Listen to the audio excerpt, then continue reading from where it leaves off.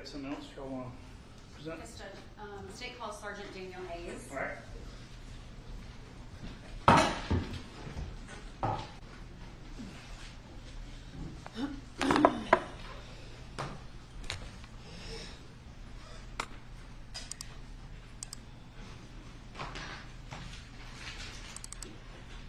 All right, Sergeant, if you could raise your right hand, please. Do you swear or affirm the testimony you're about to give in the matter now pending before the court will be the truth, the whole truth, and nothing but the truth, so help you God? I do. Okay, you can have a seat. And I know we've referenced you here and there, but could you please introduce yourself to the jurors? Sergeant Daniel Hayes, How are you employed, Sergeant? Cherokee County Sheriff's Office. How long have you been with the Sheriff's Office? I was hired in January of 2007. How long have you been a police officer? Since January 2007. Are you post-certified? I am. Can you tell the jury how you were employed with the Sheriff's Office in 2018? In 2018, I was a detective in the Criminal Investigation Division. What does that mean?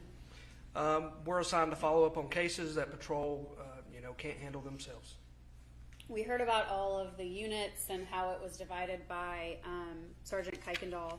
What unit were you assigned to as a detective in 2018? At the time, it was called Day Shift Persons Unit. We responded to calls involving crimes against people. And was his description, I mean, you've been sitting here, was that an accurate description of how you got assigned cases? It was. Did you get assigned this case back in 2018? I did. How does that happen? In this particular case, we responded. We were on the scene. We found what we found. Our supervisors responded, and Sergeant Hands just made the decision right there. He said, "Hayes, you're going to be leading this." All right. I want to talk a little bit about, how are you employed now, currently?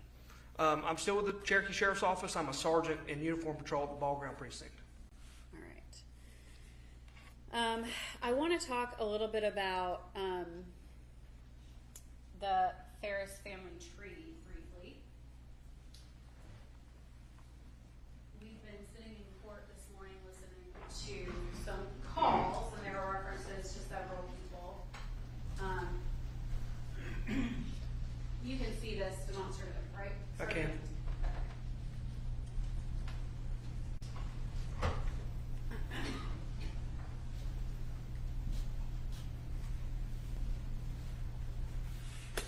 Let's start with when you arrived on scene at Purcell Lane back on July 5th of 2018. Who did you speak with first? What was going on? When I got there, we were led by Uniform Patrol. I believe Lieutenant Simmons, or Captain Simmons, I don't recall his rank at the time, gave Detective Kuykendall a briefing. I walked down to the burn pile where other people were. And eventually, did you learn about all of these individuals who are on this family diagram, family tree? I did. Okay. Can you, that evening on July 5th, did you speak with Chris Farris? I did not. I don't believe I spoke directly to him. He was there. Okay. Did you speak with Emily Farris? I did not. Did you speak with Scott Farris? I did. Okay. And did you speak with Amanda Farris? I did.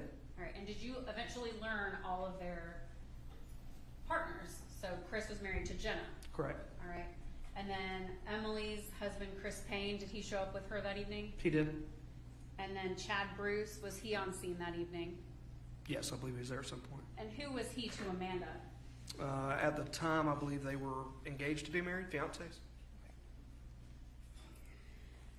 All right. When you arrived on scene and you went down to the burn pile, when you looked at the burn pile, what was going on through your head? I just recall Sergeant Kuykendall and I were at the office when the call came out, and we responded. We doubled up because we heard a body fell into a fire, and that's not something we get to see every day. So we rode together to go handle it. At the time, we were expecting what we had thought and discussed on the way there was, it sounds like someone had a medical episode and fell into a fire. I recall that day it was extremely hot. It was July the 5th. We got there and we walked down to the burn pile, and I think, at about the same time, and everyone had the same opinion, like, well, this doesn't appear to be what we thought it was. How is that? Just the damage to the body. You know, we could make out some bones in the fire, and it just didn't appear to be that someone just had a medical-related incident and fell into it recently. So once you saw the burn pile and the remains, well, can you tell the jury who all responded to the scene that night? That day, the fire department was already out there, uniform patrol, of course. Kuykendall and I went as, I believe we were the first arriving members of the Criminal Investigation Division. Of course, we started making phone calls, relaying to our supervisors what we had. The crime scene unit was sent out there, eventually more firefighters and other specialized personnel like the forensics. They were calling in people. When you started calling to supervisors, did supervisors start arriving on scene? They did. Is that typical? Yes. And so when you say supervisors, who all, what ranks? Kuykendall and I reported directly to Sergeant Hands. Above him was Lieutenant Darrell Clark, and then above him was Captain Tommy Pinion.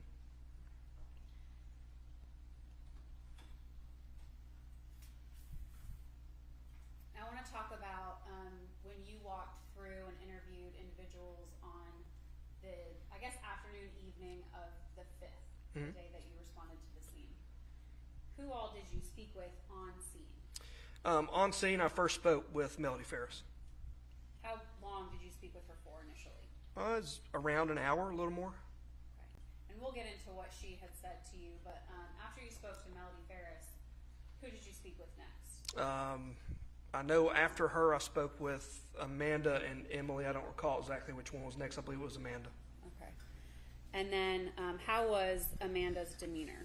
She was visibly upset. You could tell she was crushed at what she had just learned. Let's go back. What was Melody's demeanor at the time when you first initially spoke with her? It appeared as if she had been crying, but at the time when we sat down on the back patio of the house there, she was calm. So after you spoke with Amanda, who was the next person you interviewed? Emily.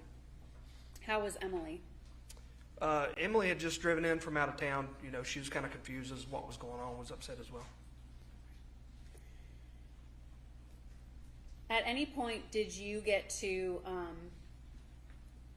go through the house of Purcell Lane? I did. Okay. And were there several people going through the house and looking for evidence or anything out of place? Yes.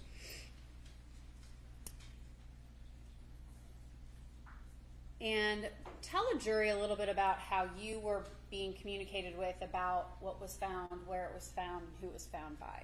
Tell the jury a little bit about how that works.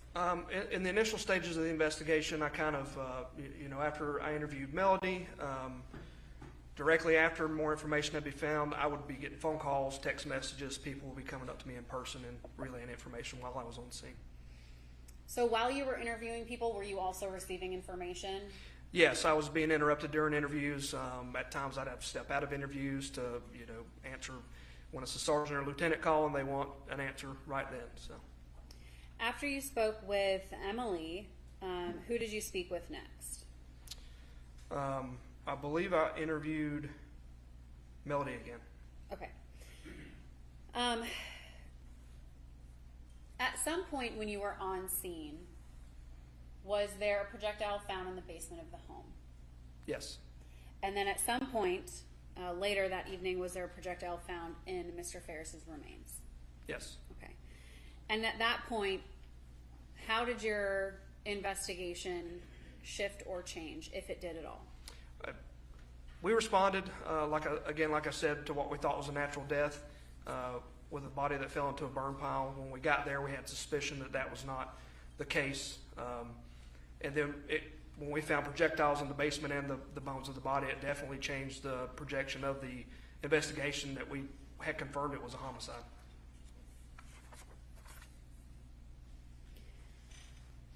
Can you tell the jury about were the projectiles kept a secret from the family, or were they informed about them? They were informed of the bullet in the rib not long after we discovered it.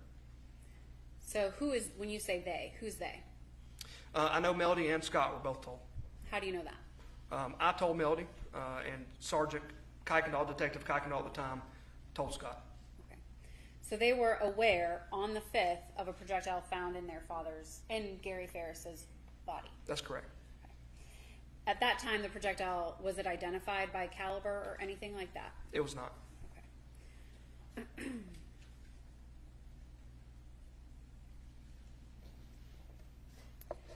Was the rest of the family eventually informed about the projectile found in Mr. Farris's remains? They were.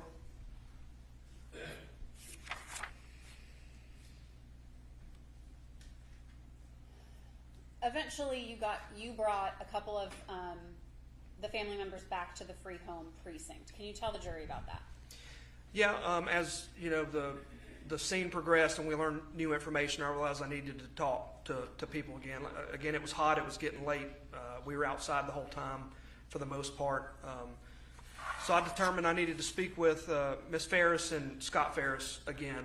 The closest precinct to where we were was the Sheriff's Office free home precinct. So I asked them if they would meet me there so we could talk in a more comfortable environment inside to get out of the heat. Why just Mrs. Farris and Scott Farris? They were on scene at the time. We knew they had been there most of the time. We'd spoken to the daughters and the other son and determined, that they were other places over the last couple of days. So we thought, in the initial stages of the investigation, we need to get as much information, firsthand information as we could, and we knew that Melody and Scott would likely have that. Do you know how both of them, well, let's start with Scott. How did Scott arrive at the precinct? Scott drove himself in the truck. Okay. And how did Melody arrive at the precinct? I believe she was driven by Amanda. When both Scott Farris and Melody Farris were at the precinct, did you have the opportunity, or did Kuykendall or you have the opportunity to search Scott's vehicle? We did. Did you photograph that search? We did.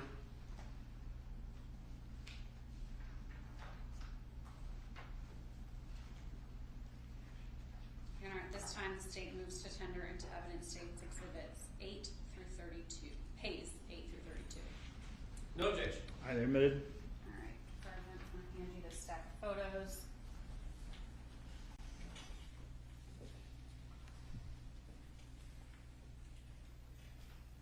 Did you end up collecting anything from Scott's vehicle?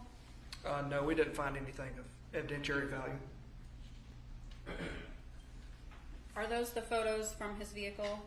They are. Okay.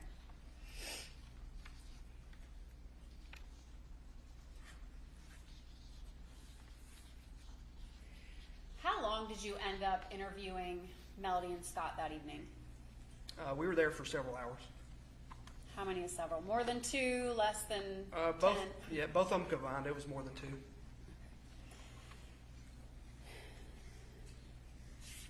I want to jump forward a little bit. Well, not that much, on the 6th. Did you have the opportunity to travel up to Tullahoma, Tennessee on the 6th? I did not on the 6th. When did you do it on the 10th? The 10th was the first time I traveled up there, yes. Let me ask you this. On the 6th, when TBI was notified of Rusty Barton's involvement, who was it that notified them? I don't recall who notified the TBI. It wasn't me. I think when this was going on, I was in the interviews. Okay. In the interviews, did you learn about Rusty Barton? I did. How did you learn about him?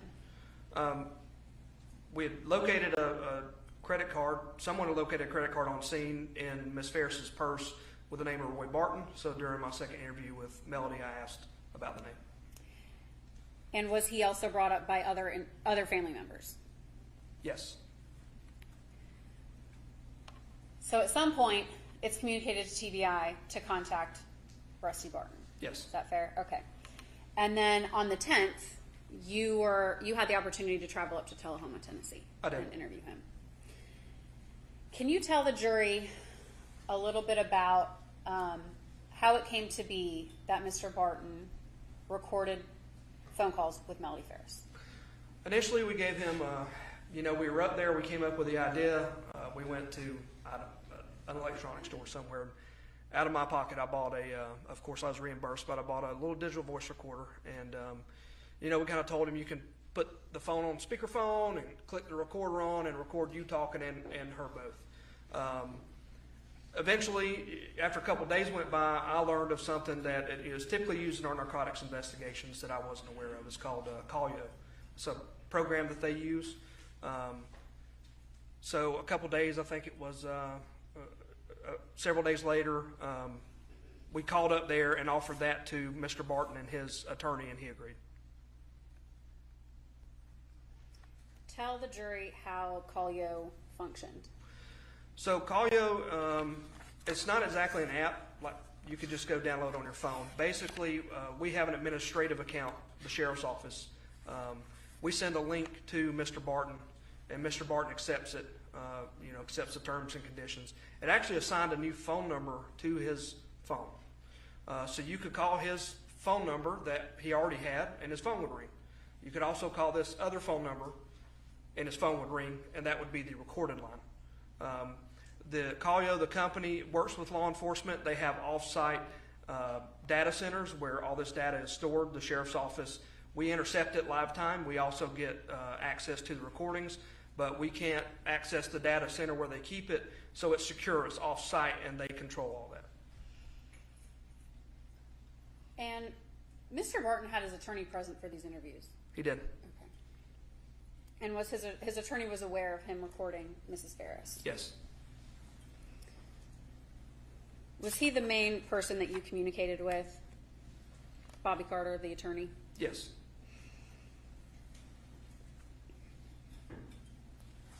Were you able to listen to the calls in real time? Yes.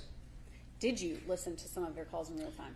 Initially, for the first several weeks, we did. I could actually set it to where at the time I had a county cell phone when I was in investigations, and it would alert me. My phone would ring as well, and I could answer and live feed in.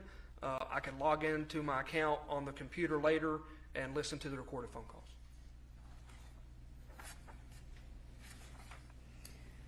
So I want to talk about on July 24th, that interview with Mr. Barton. Was that the interview, and we've already heard all these, but, well, this one, was that the interview where he informed you of what Melody Farris told him on the morning of July 4th? Yes. At 2:28.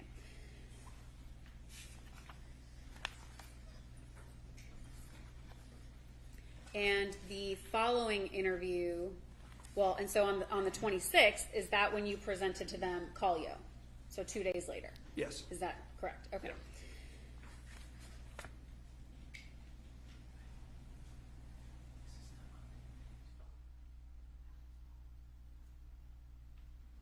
Just going to switch these out real quick.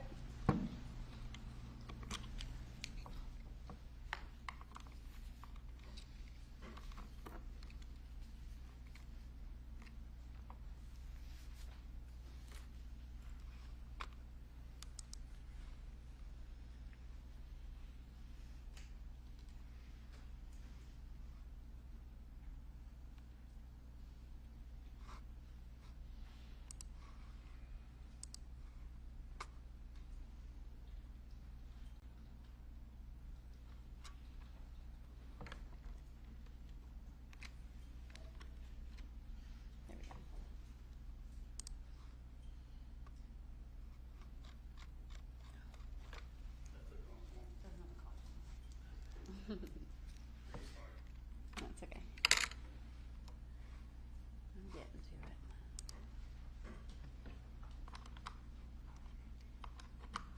All right, back to the original.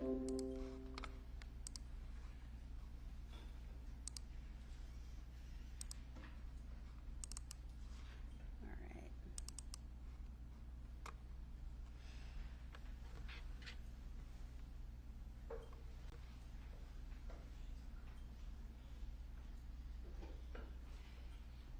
this time, Judge State moves to tender Collio's 1, 2, I'll change this one, and 3. No objection. All right, they're moved.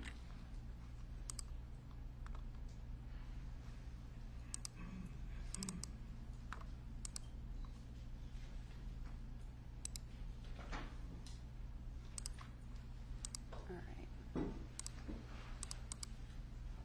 At this time, I'm going to publish Collio's 1. Hello? Hey. I didn't know who it was. Huh? I said I did not know who it was on this number. You didn't know who it was. Uh-huh. I figured when it got tagged, you'd know who it was. Well, yeah, but, you know, I'm overthinking everything these days. So, you know. I understand. So that Would it you won't give do me the nothing phone? that wasn't, yeah. It won't do nothing that wasn't normal. You know, What'd you do with your other phone? right there in the seat. I just got it, so, yeah. So you're supposed to cancel that other number then? Huh? You're going to cancel your other number? Yeah. Okay. Yeah. Yeah. I just wanted you to know that I had gotten it. All right. Are you going to keep that burn phone? No. Don't need it. You did. Well, don't throw it away yet. Okay. You never know when, you know. Right. This one through Verizon? Yeah. Well, no, this was not supposed to be Verizon. I don't think. It ought to be through Strike Talk. The one that I'm talking to you now? I would think. Is it not? Where did you go pick it up at? This phone that you're talking to me on. Where what? Where did you get the phone that you're talking to me on now? Walmart. Oh, okay. Okay, I got you. Is it another iPhone? Another Droid. Oh, okay. Well, I don't know. Let me look at it. Oh, this is an iPhone. Okay. This is an iPhone. So, Now you gotta put all your contacts in it. I don't have any contacts in my other one. Only number there was yours. Oh, okay. I guess I was thinking you were getting rid of your second phone that you had to Verizon. My personal phone? Uh-huh. No. Oh, okay. No, I mean, you know, that's, everybody's got it. So now you got 3 phones. I know. Well, I've been carrying 3 phones since the last week.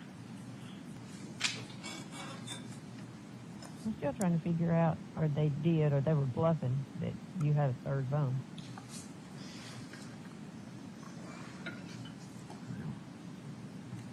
I don't know, but they seem to know. I just can't imagine how they figured that out.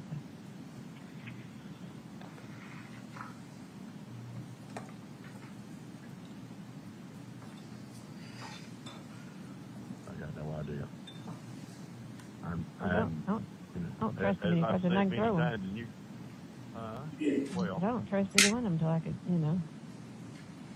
as I've said, you know, I'm computer stupid, and these things are little computers, and you know, they got people that all they do is work on this stuff. Right.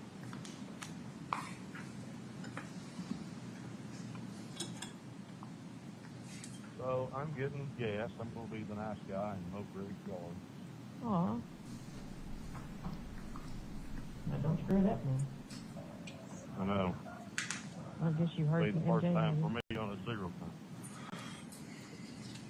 I guess you've heard from MJ, have you? No, I have not.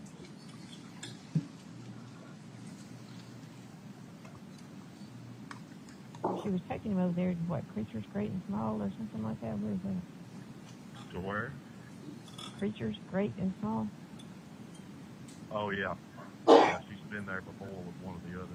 With Told me Andy. the other day. Yeah. Where is it? Right there on the Manchester Highway, where you turn to go to UPS, Oh. where you turn to go over to Kilgore's. Oh, okay. Where's his heart? Well, he's pitiful, so he needs to be, bless his heart, he needs to be put down. Well, I know it's hard to do, but Well, it is. But there comes a time when you know it's time to well, yeah. just in such bad shape. One poor little old wine has been in pretty bad shape. For a long time. Although I think he's been about the healthiest of all of them, though. Yeah.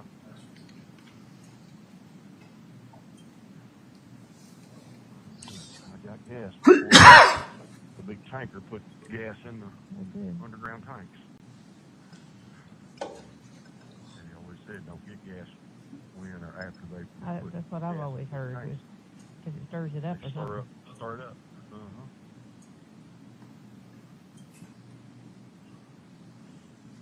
And you got two tractor trailers in Speedway parking lot, and they can't, one's got to move, let the other one out. I don't guess you told Christina about any of this, did you? Uh-uh.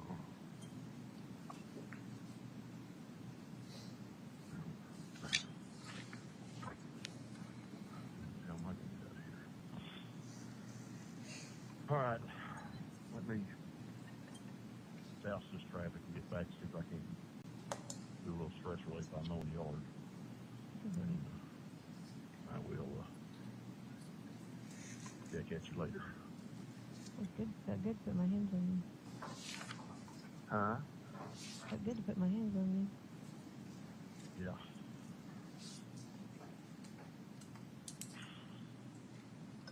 All right, sweetie. I'm gonna roll. Okay, I love you. All right, I love you.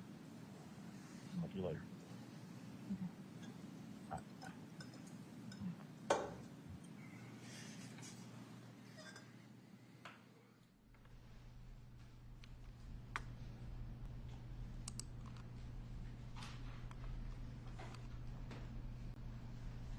All right, at this time, state is publishing Collio's 2.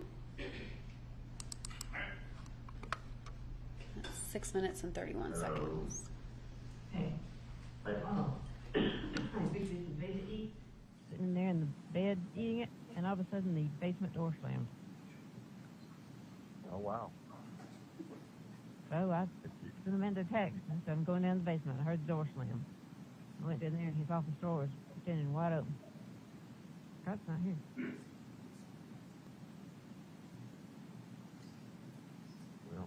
Well, you need to be extremely careful. You need to look around and inside and out. Weird. I know. This is twice that it's happened. Scott's not there. Of course not. Well, he did go to work to do some work for somebody, so I just will let you know what happened. Well, obviously, be on your P's and Q's. I mean, I know you're going to, but Yeah, I went down to the basement and I looked in every closet. Oh, yeah. I went down and looked in every closet and everything. Of course, the door was locked. It comes up to the, there in the dining room. right. I don't know whether somebody came in, left, don't know.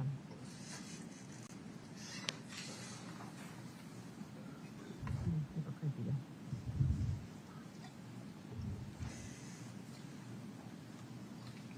Yeah. Only way you could have known would have been have to look outside and seen which way they ran off. If they ran off. Right. How did the thing come up about the tape recorder?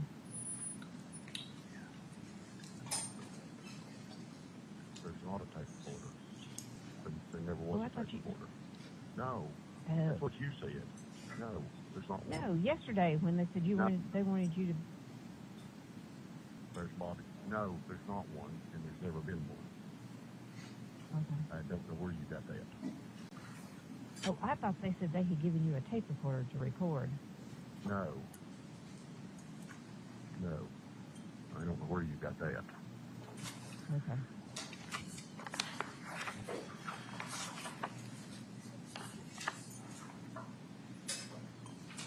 Well, did Not you say at all. yesterday, no, I'm not? Didn't you say something about I'm not recording it? About them not recording what? Well, yesterday I thought you said they gave me a recorder to record you to get a confession out of you. No. We never even talked about that. I don't know where you got that. Okay. All right. No, not at all.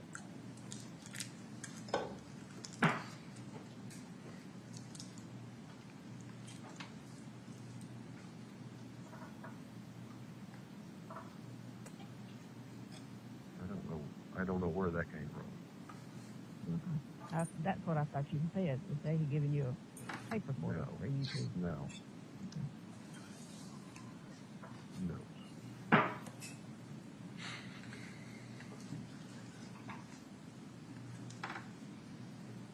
No, I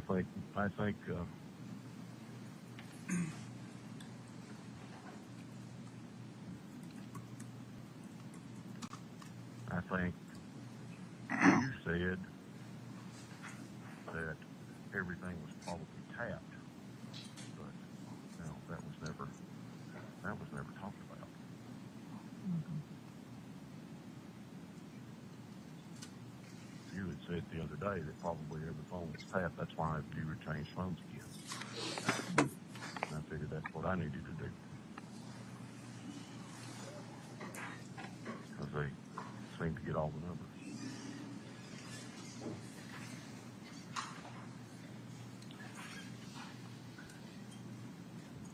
You started mowing yet? No, not yet. Got it filled up with gas. Started it. Started the lane and stuff. You did you some money? Not yet. I kind of thought I might go do that first before I got dirty.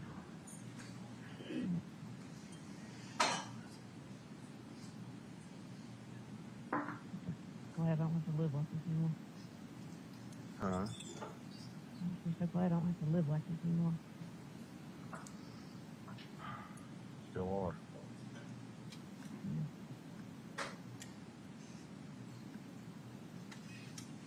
Worried about every phone that rings and dog that barks and door that slams. Barks and a door that slams and everything else. Yeah.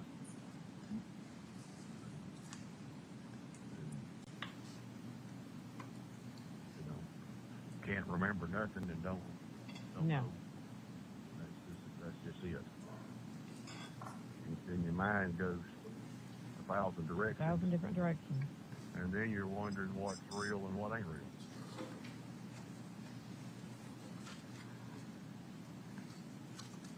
Well, even Motley and Lucy both jumped up and barked when it happened. Well, every time my dog's barking, I run, look out the window.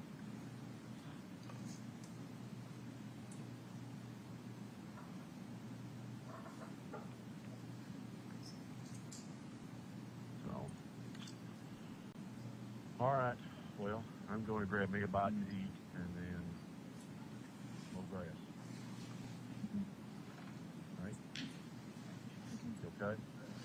Fine. Keep your eyes open. Okay. Love you. I love you. Talk to you later. All right.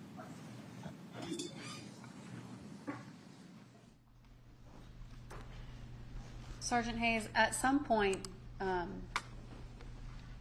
you heard these calls and realized he had possibly informed Mrs. Farris he was recording her. Yes.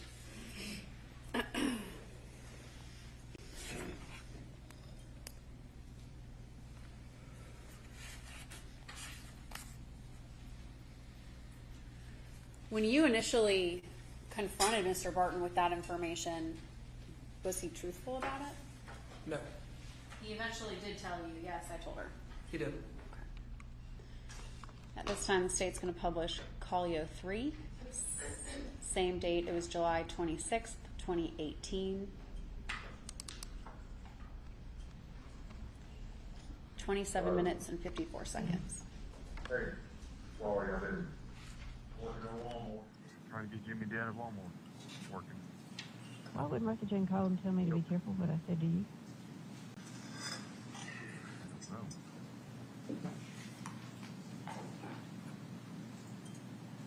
I don't know.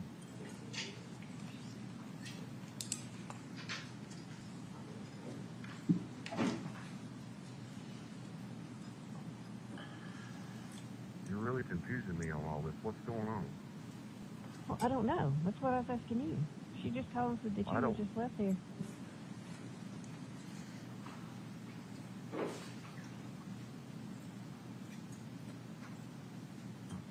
Well, it's been a little while because I've been over there and buried the dog.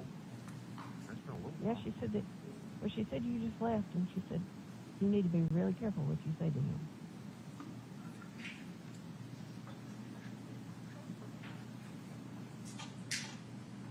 Well, I don't know. The only thing that she talked about was, everybody's phone being tapped. That was about the only conversation she and I had. The rest of it was about Ryan. Well, she said yesterday that, or what, day before yesterday, that they were going to get a search warrant for Andrea's house. Really? I haven't You not heard told that. that? Why would they? Well, she said that you told her. No, I didn't tell her that.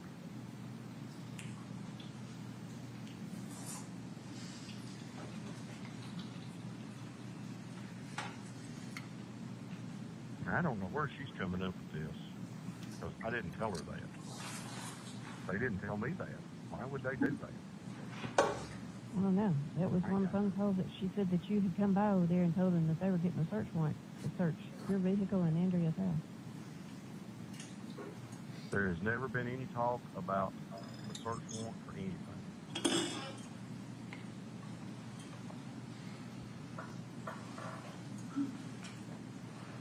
I have never heard that said, that they were going to get a search warrant for anything.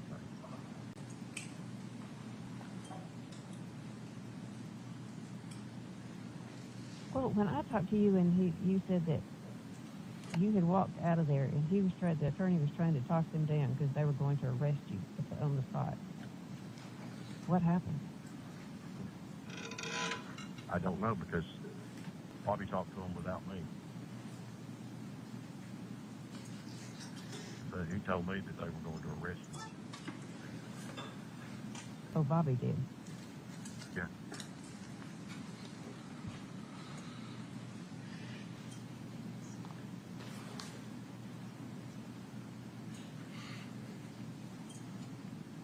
Well, kind of what happened from the time you got there that morning, or when you all got there?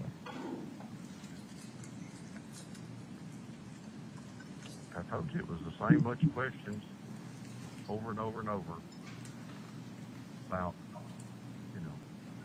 every time that I've ever talked to you, what have you ever said to me? I said, of course, nothing. The same thing, over and over. You said nothing. There's no indication of anything ever.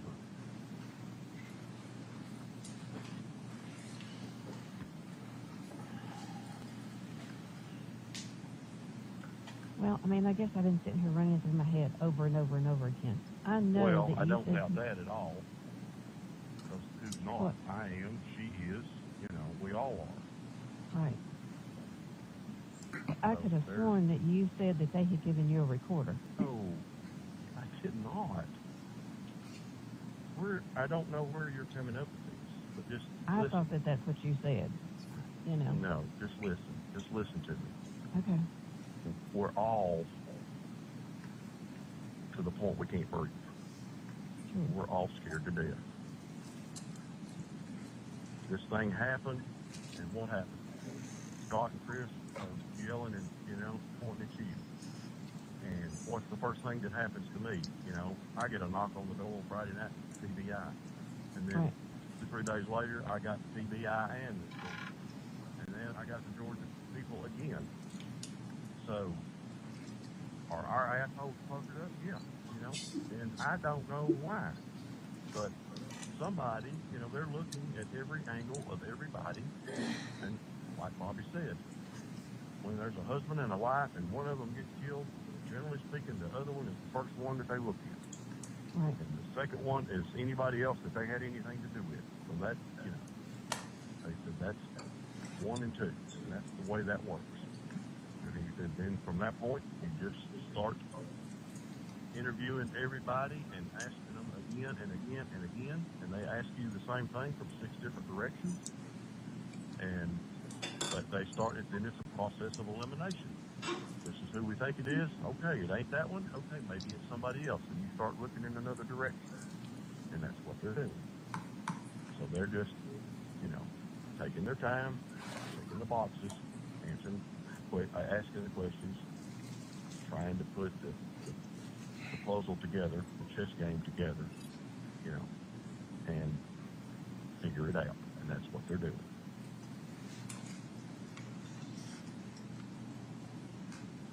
And the thing about it is, their job, this never ends. It never goes away.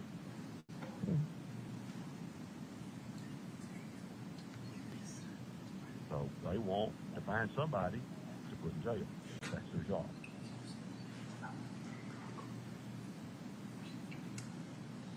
Did they once ever say that, hey, this could just be a tragic accident?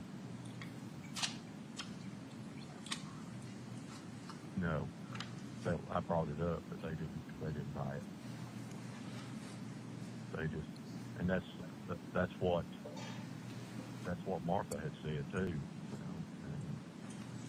that's what I had thought.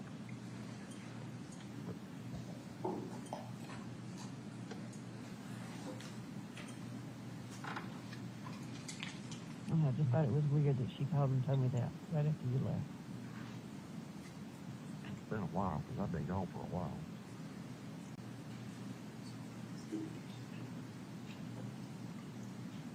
So I left there and went home and changed shoes and then came over here. And then I've been here thinking on this for, I don't know, a while anyway. So you have no idea why she said that to me? I have no idea.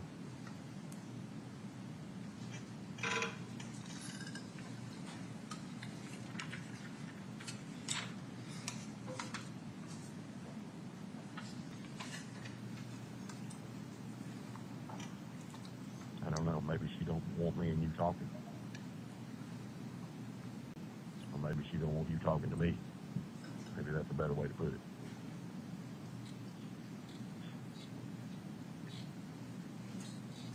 Well, did they ever say that they were going to arrest you yesterday? No.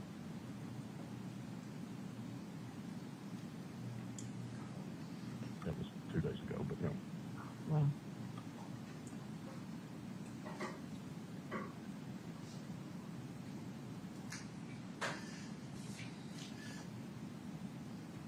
Breathe, baby. Breathe. It's tough. It's tough. You're just, I don't want to say grasping at straws because that's not the right way to put it, but you're almost in a panic mode, and I understand. Trust me, I understand. But just breathe, and it'll, you got to think about some good things. I know this is the only thing that's, you're there by yourself and you got nobody to talk to, and it's just, it's bad. And that's all you can say about it. It's bad. But don't let your mind just keep running and scrambling. Because then you don't know what's been said, what you thought, what somebody else said, what somebody else thought, and thoughts and reality, as we know, start running together. Fact and fiction start running together. If somebody said something 2 or 3 times, instead of being a fault, then it becomes what somebody thinks is a fact. So don't fret over it.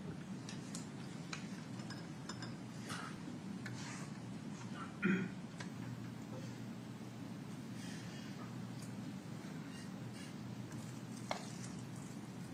feel like I'm grounded.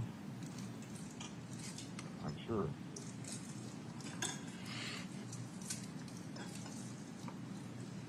I've had several of those moments. I know you've had a whole bunch of them. Just chill. It's okay. I think Martha's probably just being cautious. So it's okay. Well, Amanda called and she's coming out here in the morning. That fire investigator's coming out here. The one that Manny hired. Say that again.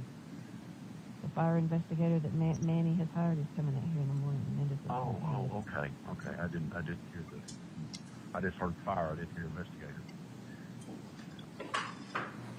Well, you know about Martha. Martha doesn't completely know about us. You know, if the kid said something to your mama and your mama said something to her, she at least hasn't brought it up to either one of us. But if Well, that's too, she's got true, to wondering why that they're coming and talking to you too.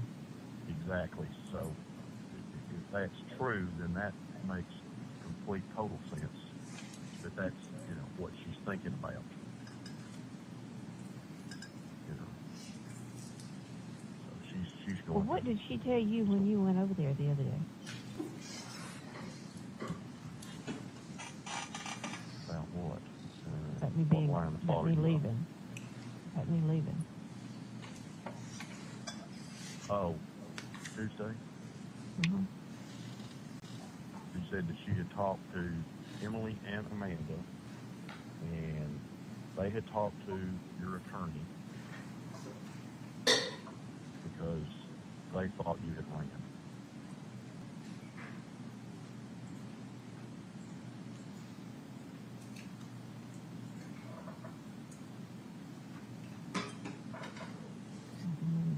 She had said something to,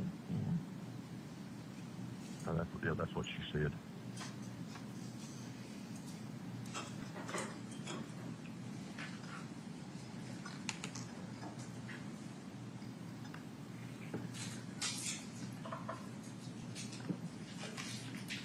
But just be at ease. Breathe. Like you told me. Think about the good times. Okay? Put a good thought in there every now and then. Okay? I did say you had a voicemail on this one. Yeah.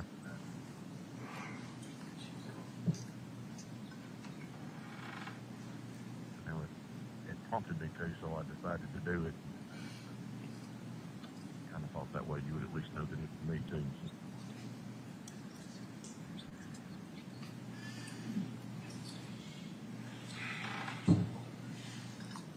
So did they say anything to you about coming back again? No. But I'm certain that they will. Did they say anything to you about any of the texts that were on there? Did they what? Say anything to you about any of the text messages that were on there? No.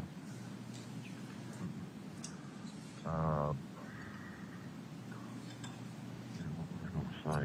I lost my train of thought. Well, let me say it.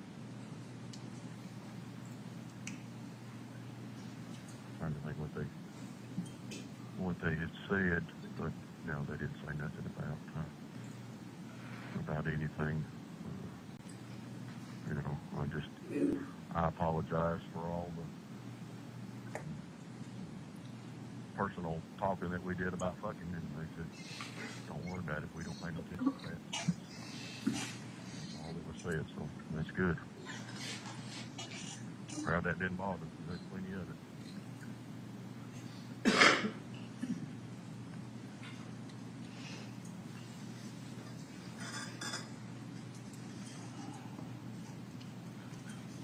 she was just chill. home. You know what that is? And she said that Emily and Amanda both had called, and especially that Amanda was so tore up. So when she's talked to Emily, she's been just very, just kind of matter of fact about things. But that she told her that she ought to get in her car and go down there to see you this weekend. Take a look at it. That Amanda was really torn up.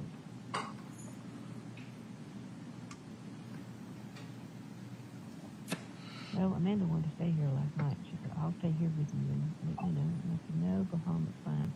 Which I really guess that I should have said, no, you stay here, because she may have needed to stay here as much as anything.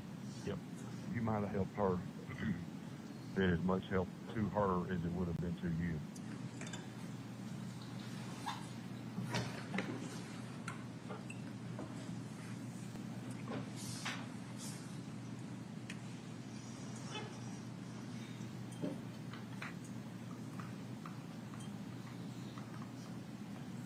I don't know whether Martha James is trying to get me where I don't trust you. Do you think that could be And it? that's what I think, because I actually thought that I had probably told her that I had talked to you, I said I talked to you this and that and this and that. And thought about, not just in the last few days, but, over the last few years that we had talked about this and we talked about that, because, she would bring up things and we would talk about it. And I was like, yeah, and I thought about that. But, maybe Martha was, thought you didn't need to be talking to that Rusty Barton.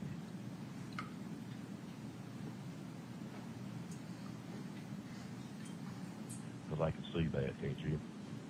Oh, yeah.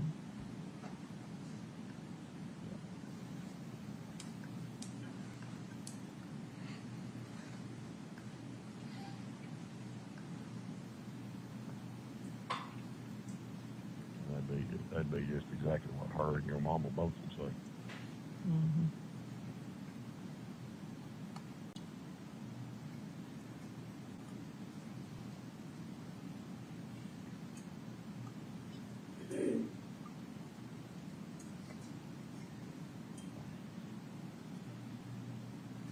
All righty. You okay? Can you breathe? Mm-hmm.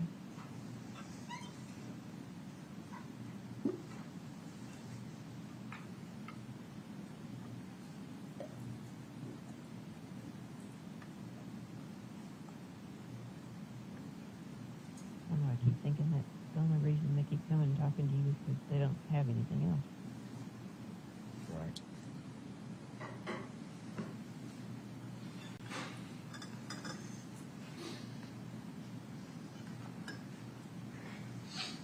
What to believe.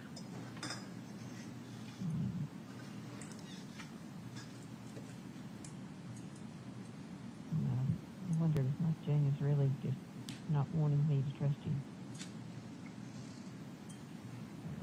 You and I both know that would be right down her alley. You know that. You always said she'd either be one way or the other. She'd either be, all for us or totally against us. So. She never really liked me. So.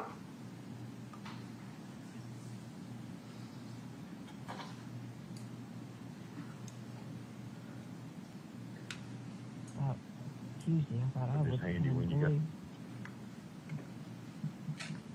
I like to come unglued with that many hours of them talking to you. Right. Yeah. It wasn't as long as it seemed like it was, but don't fret over it. Just, you got to take care of you, and you got to just chill and be calm.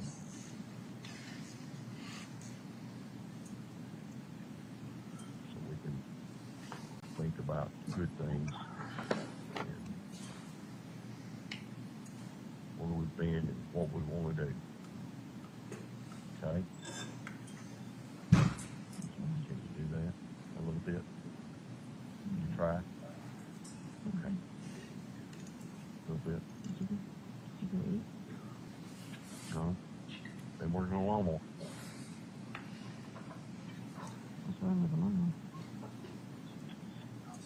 I don't really know, but I think I got it when I stopped because I couldn't see because my glasses had done drip water on it so much I was sweating. I think it's got a low oil indicator cut-off switch in it. And I think that switch is probably bad. I had a pressure washer that was that way. So I'm going to take that wire off and see if that lets it run. Is that the one that Karen gave you? Yeah.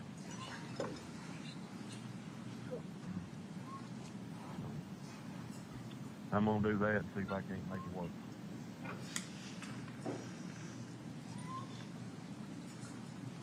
will buzz you again. Okay? Get up, walk up down the driveway, do something to clear your mind. Okay? She's just trying to keep us apart, that's all she's trying to do.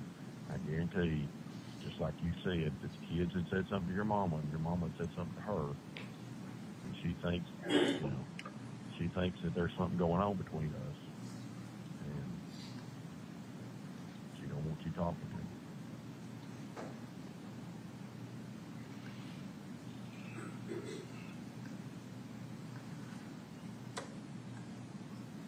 That's all it is.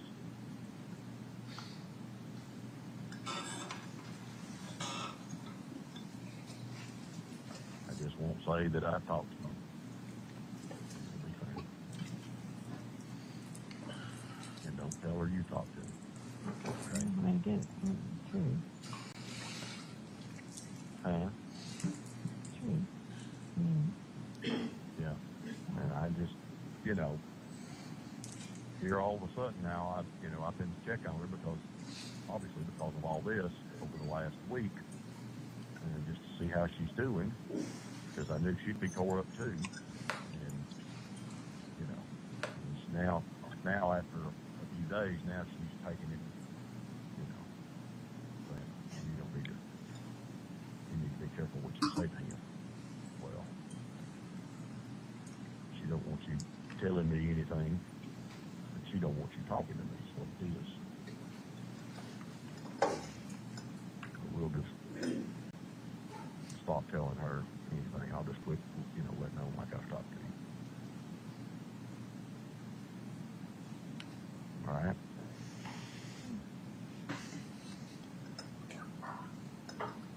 Be all right, baby.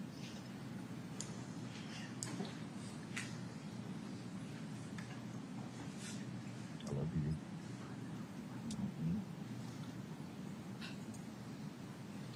Sure. Okay. I'm counting on that.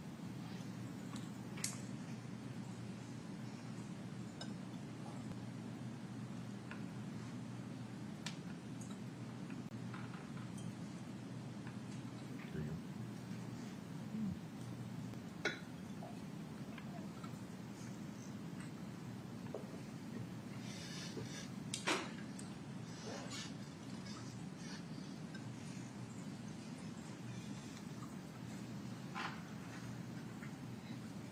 I need a little spunk in your talk now, okay?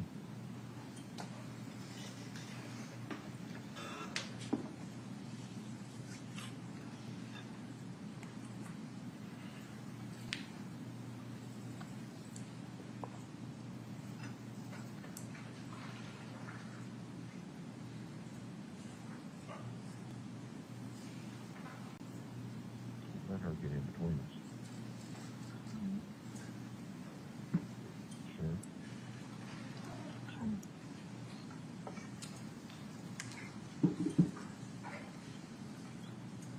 She's just doing what Martha would always have done.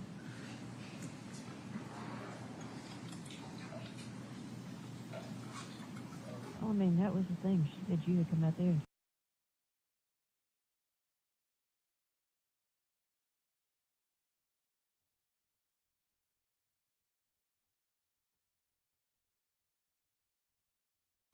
that was a possibility.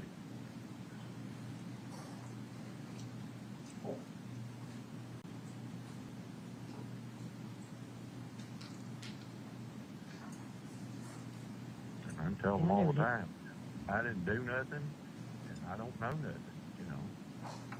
And of course now I think they understand that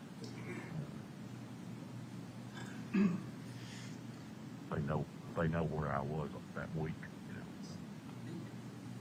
They've seen everything on me on that week, so they know that. So, Well, I mean, that was the main reason that I came, because I thought, oh God, if they lock him up, neither one of his kids are in town.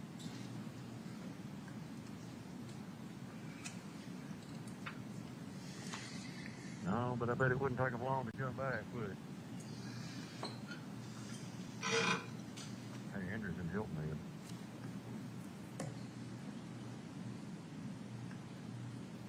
Have you told her what's happened this week? No. No, they don't need to worry about what's going on. They're trying to have a vacation. Andrew's sick, you know. She's been in Hilton Head and you know, she's been to the beach for 3 hours all week long because she felt so bad. She spent most of her time in bed. I mean, bless her heart, last week she had her tonsils out. That's one of the hardest things in the world on an adult.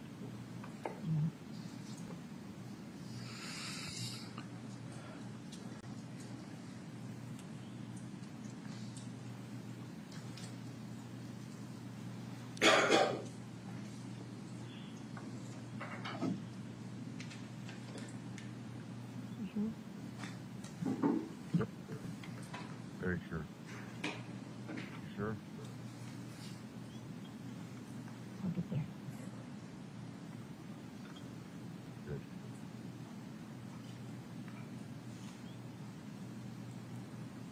Good. Count on you. You just answer the phone when I'm having a, tear-blown meltdown. Need you to. Oh, yeah. Sorry, I thought you knew I was over here working on this shit.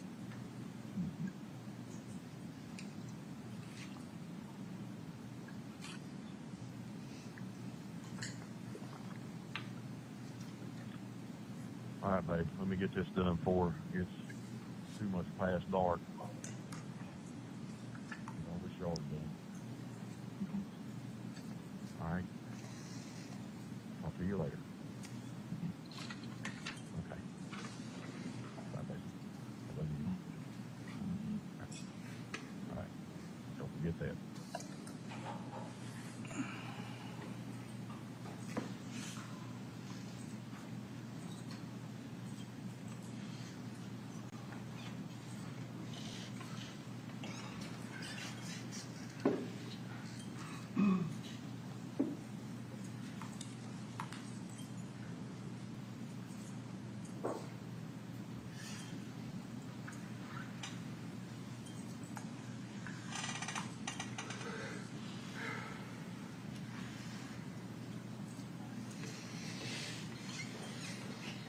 Time states we publish Collier 4.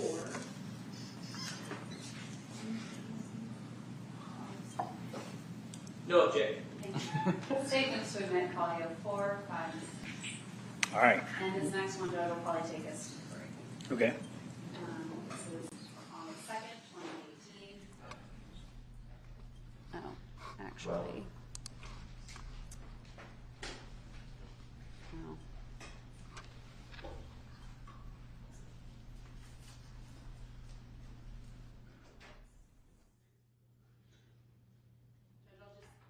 That call's about an hour, so I will wait.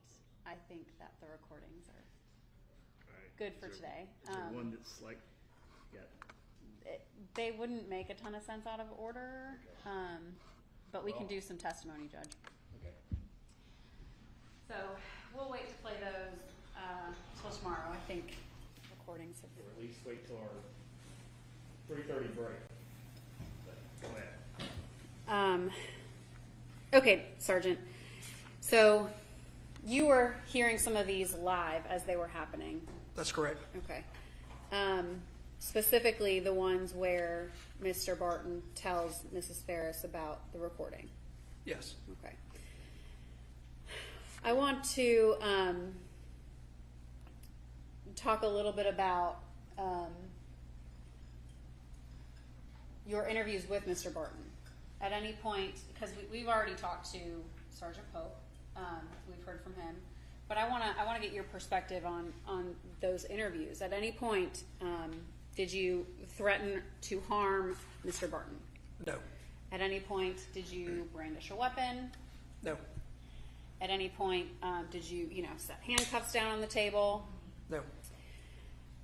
And was he with his attorney the entire time that you spoke with him? Yes.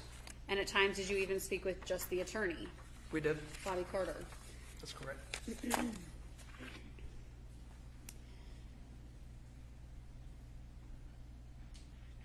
At any point, did he appear from you across the table, in your opinion, appearance, demeanor, did he appear in fear of you? No. Was he able to understand everything you were explaining to him? Yes.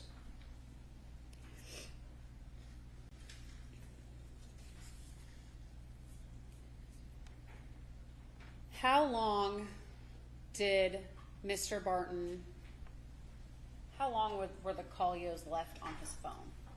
Or how long did he record her for? They were from this date, the 26th, until she was arrested, I believe. And I don't know if you know how many, but could you guesstimate how many total calls there were for a year? I know when we wanted to download them off of Collier, we had to buy a very large hard drive. There was a bunch. When you interviewed Mr. Barton, had you already obtained some returns for call detail record search warrants? Yes. What does that mean? Call detail records are incoming and outgoing calls from the cell phone company. Did you obtain, at this point, when you applied for search warrants for the call detail records, did you know Melody Farris's second phone number?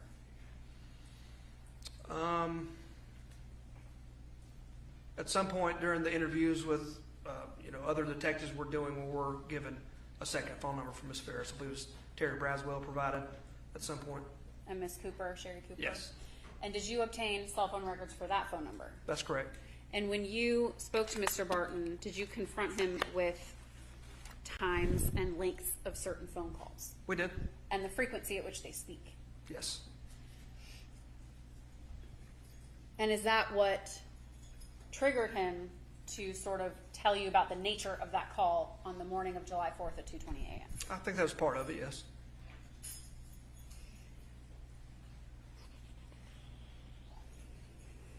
All right. Okay. I want to dial it back a little bit to going back on the scene at Purcell Lane. We kind of jumped forward. We wanted to get some of those calls in, but back on the scene at Purcell Lane, did you have the opportunity to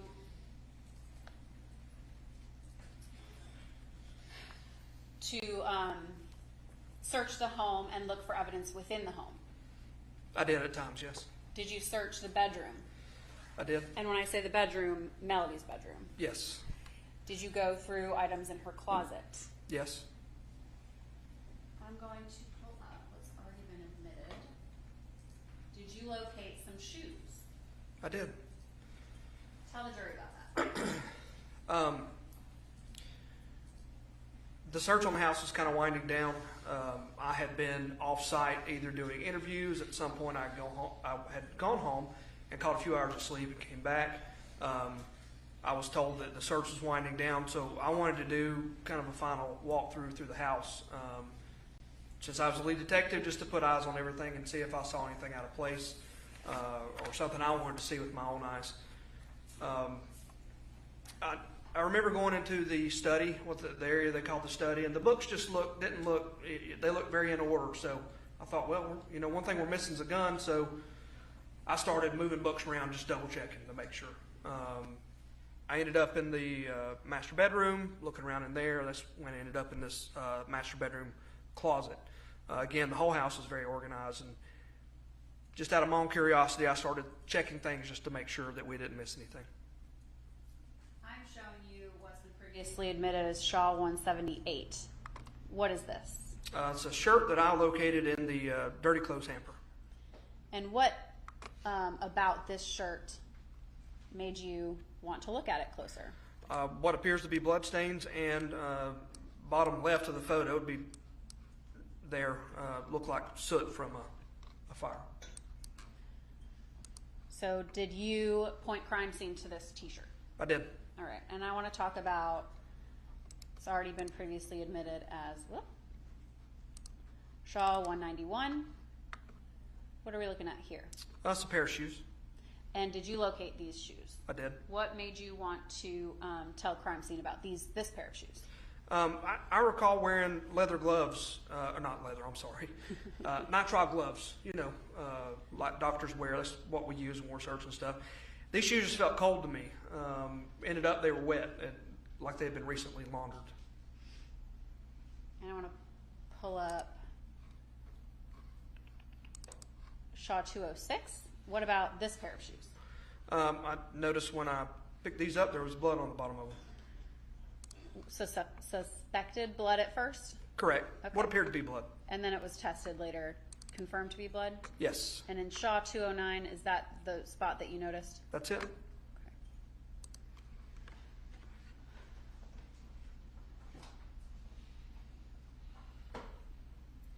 You mentioned that you searched the house, or at least the study, but other people were searching the house for a type of firearm. Yes. Were any located? No. Any pistols, I should say? I don't believe there were in the house. The one pistol on scene was located out in the barn. And then there were some longer guns collected. Is that fair? Correct.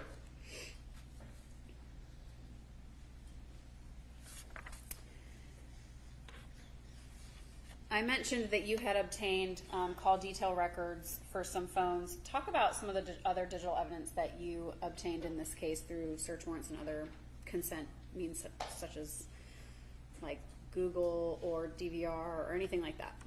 Yeah, we downloaded phones.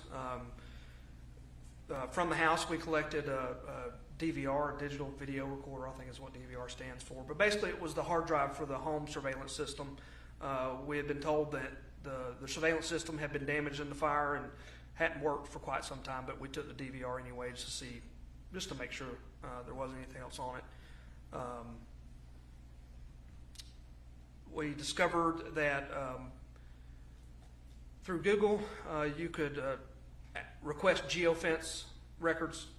Should I go into explaining what a geofence is? No, I just kind of want you to list off the things that you applied for search warrants for. Search warrants for people on scene, their Gmail addresses, your phone backs up, Gmail or Apple or stuff like that. So we found a lot of Gmail records, and obviously we dumped phones. And what about cell towers? We did cell tower locations for requests for the local cell towers. And did you collect the CPAP machine? I did. Was that, tell the jury about how that came up. It had been mentioned several times about Gary's CPAP. People were looking for it to determine if he was home or not. They stated that he didn't sleep without it. He couldn't. I think it was even mentioned he may not survive through the night without it. I've never had a CPAP. I've never been issued one, prescribed one. But other people around the office said, you know what, that if he had to have it every night, those record data. I had no idea they recorded data. The data is used by doctors to see how you're doing or whatever. So we started looking into, how we can get that data off of that device.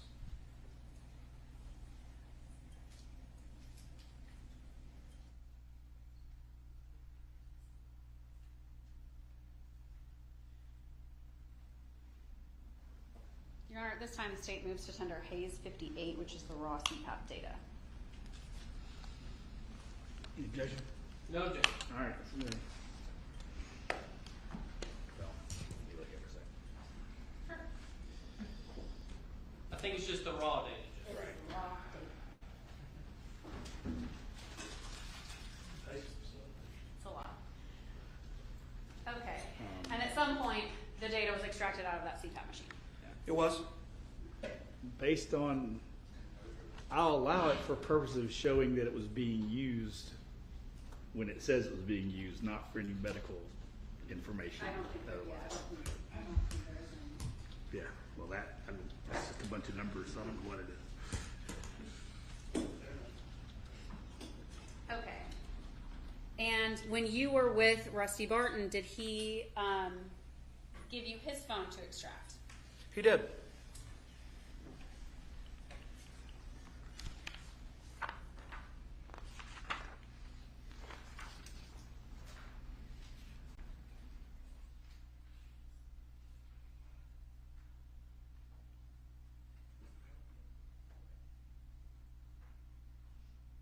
Did you get a search warrant to extract Melody Farris's cell phone? We did. Her actual physical phone that she had on her person? Correct. Okay. So when you don't have a physical phone, what can you obtain? You can obtain, call records, cell tower location data from the cell phone company. You can't obtain the actual data from the phone. Did you ever find a second cell phone for Melody Farris? No. You found one phone? Correct. Physically, okay. Yes. And that was the phone that she had in her interview room with you? Correct. And, and you extracted that phone? That's correct. At this time, the state moves to tender Hayes 7 to celebrate extraction report. No objection. Ed? And Sergeant, I'm going to pull up Hayes 7 for the jury. Whoops.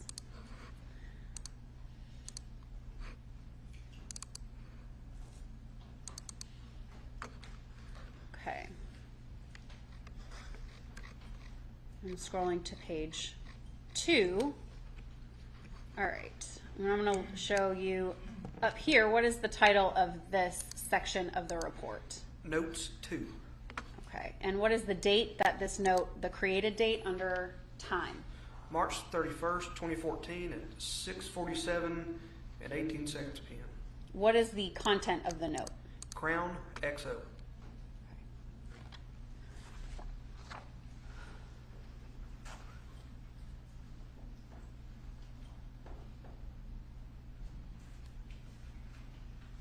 And that was in Melody's cell phone. That's correct.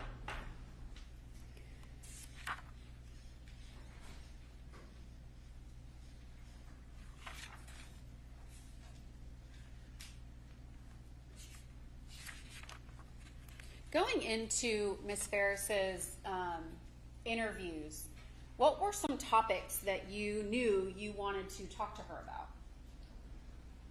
That you were getting information about from witnesses on scene? Witnesses on scene had, stated that they'd seen her with 2 phones, believe she was having affairs, things along those lines. What about the equipment on the farm? Yes, we were curious about if she knew how to operate the tractor or anything like that, if she'd ever done it. Why is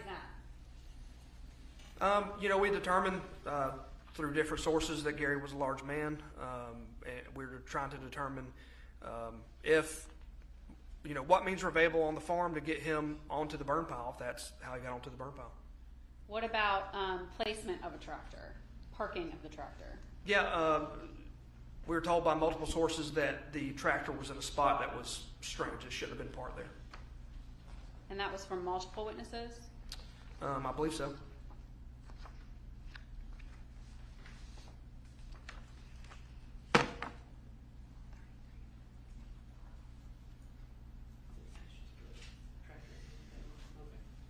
At this time, state moves to tender Hayes 33 through 50.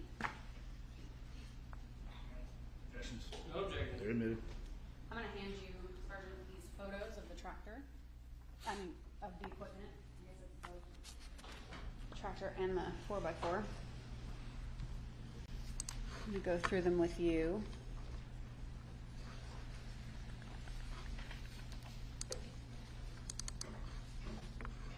Okay.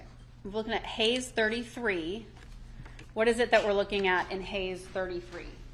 That is the Kubota tractor and the Kubota RTV. Those are located in our sheriff's office impound yard. tell the jury about why it was that the sheriff's office collected these two vehicles from Farris property. During the search of the residence and the processing of these two pieces of equipment, blood was discovered on these two items. We believe they could have been used to move the body of Gary Farris to the burn pile. So we seized them as evidence.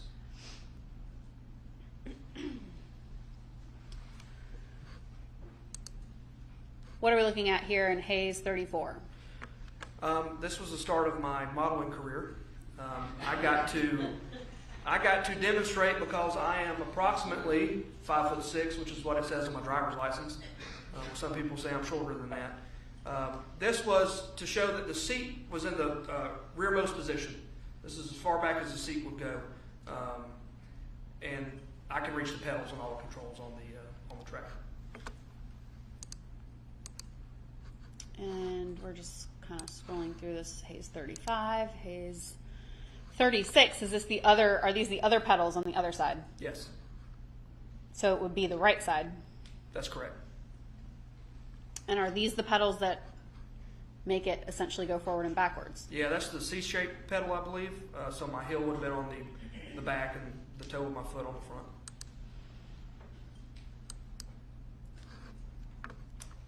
What are we looking at in Hayes 38? That's the tire comparisons of the two different vehicles. Same in 39. Yes.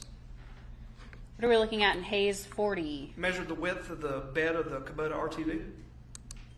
And I'm going to kind of zoom in on Hayes 41 here. How many inches is that? I believe it's right around 60 inches. Hayes 42, about the same. There we go. Hayes 43, about 59 and a half inches 59 there. and a half, yes. All right, and what are we looking at in Hayes 44? This is the bucket of the Kubota tractor. That's showing the width of it, I guess you would say, is about 2 feet. Okay. And same in Hayes 45, zoomed in. Yes.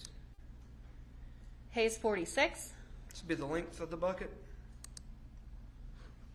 and Hayes 47. It shows about 65 inches. Hayes 48, closer up.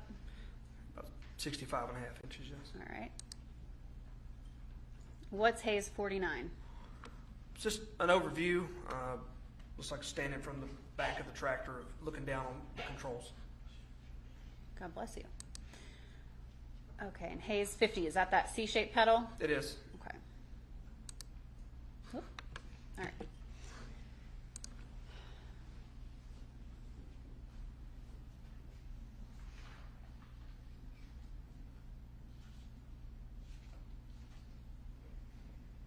So, after the scene was locked down and you have spoken to Mr. Barton in Tennessee, what were some of the next steps in your investigation? Was there more people you had to interview? Yeah, we continued interviewing people. Evidence had been sent off for different stages of processing with different entities, and more search warrants for different records as we came upon them.